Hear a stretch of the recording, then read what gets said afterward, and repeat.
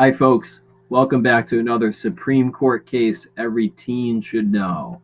And today you're going to be looking at a court case called New Jersey versus T.L.O. T.L.O. was a person.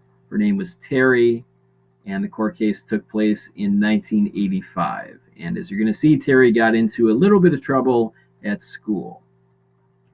So once again, you're going to read through each of the pages. You're going to answer the questions at the end of each page. And then at the very end of the video, I am going to add a couple other comments about teenagers and the Bill of Rights.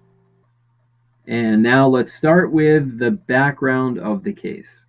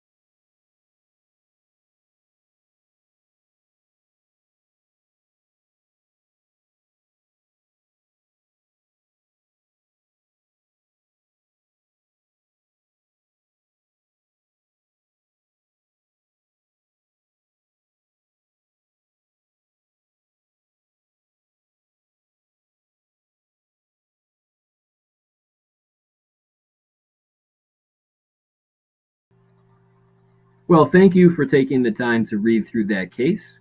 I'm trying to choose court cases here which are things that can immediately apply to you as a teenager, because there are some things here that I think you need to know about as a young person in America regarding your rights. And so let me just first, I want to sort of explain this case, because for me this case has always been a bit confusing, but the way that I interpret it, and I hope I'm interpreting it correctly, but I've come to interpret this T.L.O. case as the Supreme Court sort of saying that the the school officials, I was going to say the school district, but the school officials, the people who are there in the school to keep you safe, that they sort of are the police. They're not actually police officers, but they're sort of acting as the police. They're maintaining law and order in the school. And so they don't need to go out and get a search warrant like the police.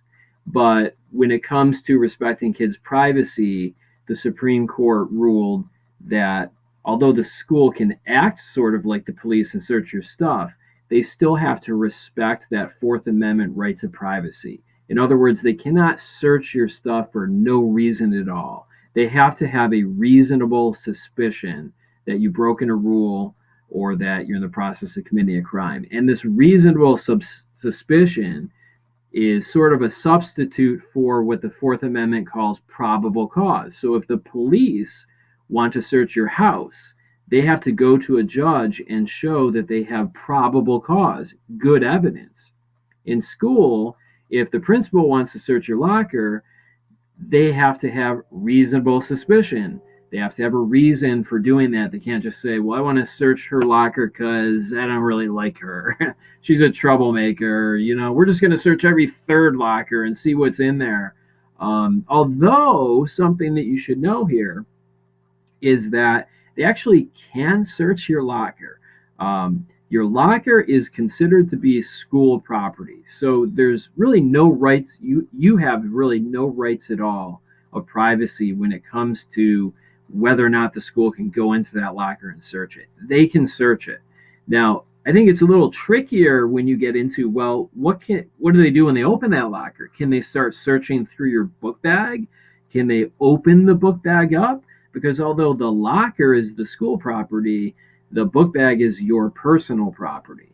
And again, I think that has to go back to reasonable suspicion. If they have a reasonable suspicion that you're committing a crime, then I guess a court would probably say that that's okay. They can do that. And I've seen that happen. Honestly, I've been standing there watching. I've seen it in person.